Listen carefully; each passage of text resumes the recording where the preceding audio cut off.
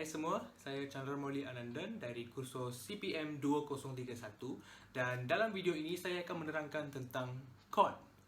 Apa itu chord? Chord itu merupakan beberapa nota muzik yang dimainkan secara serentak.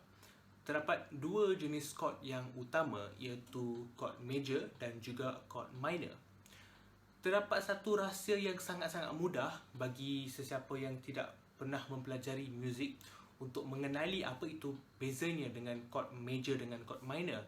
Dan rahsianya sebenarnya sangat-sangat mudah. Nak tahu tak?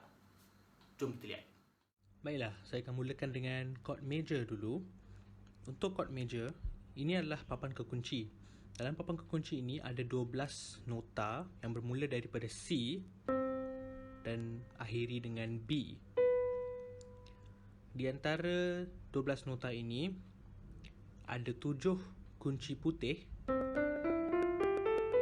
dan 5 kunci hitam. Jadi jika kita ingin mainkan chord major, kita hanya perlu pertama ingatkan peraturan 4-3. Apa itu peraturan 4-3? Baiklah, saya akan tunjukkan contoh. Jika saya ingin memainkan chord C, saya akan mulakan dengan menekan kunci C, kira 4 langkah ke kanan dari kunci C, kemudiannya 3 langkah lagi ke kanan. Jadi saya dapat, jika saya mainkannya dengan serentak, itulah chord C major. Mudah je kan? Jadi saya boleh menggunakan peraturan 4-3 ini untuk membuat apa-apa sahaja chord major di atas papan keyboard. Jadi sebagai contoh, jika saya ingin buat chord F major, saya mulakan dengan kunci F, kira 4 langkah ke kanan, lepas tu 3 lagi, saya akan dapat, kalau main secara serentak, itulah F major. Satu lagi contoh, jika saya ingin mainkan E major, saya mulakan dengan kunci E, 4 ke kanan, lepas tu 3 lagi, mainkan secara serentak,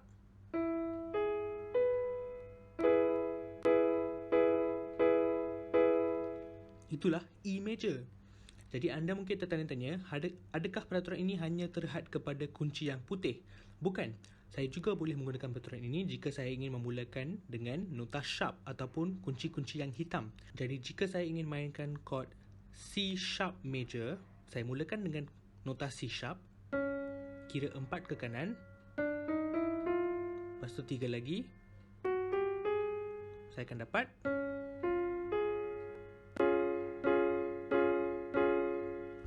mudah je kan?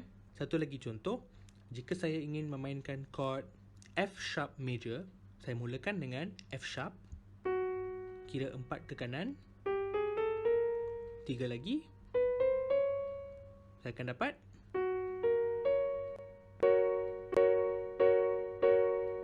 itulah F sharp major.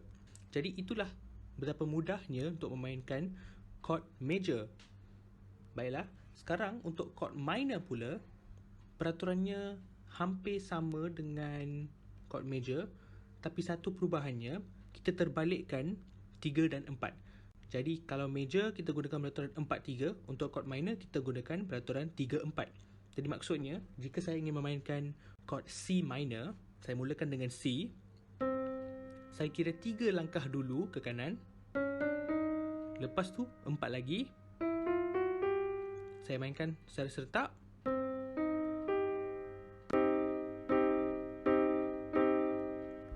perasan tak perbezaan antara C major dengan C minor? C major berbunyi lebih gembira, manakala C minor berbunyi lebih sedih. Jadi saya boleh gunakan peraturan 3-4 ini untuk memainkan apa-apa saja chord minor. Sebagai contoh, jika saya ingin memainkan chord D minor, saya gunakan peraturan yang sama. Saya mula dengan kunci D, kira 3 ke kanan, lepas tu 4 lagi, saya mainkan secara serentak,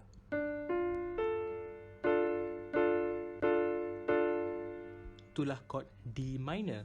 Lagi satu contoh, jika saya ingin mainkan G minor, Saya mulakan dengan kunci G. Lepas tu kira 3 ke kanan. 4 lagi. Kalau main secara serentak,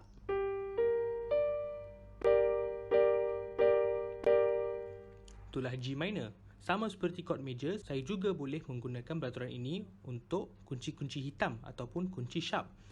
Sebagai contoh, jika saya ingin memainkan D sharp minor, saya mulakan dengan D sharp, 3 ke kanan, 4 lagi, mainkan secara serentak.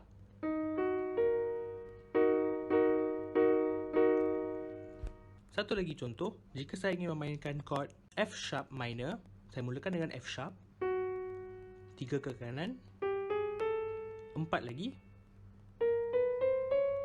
Jika saya mainkan secara serentak,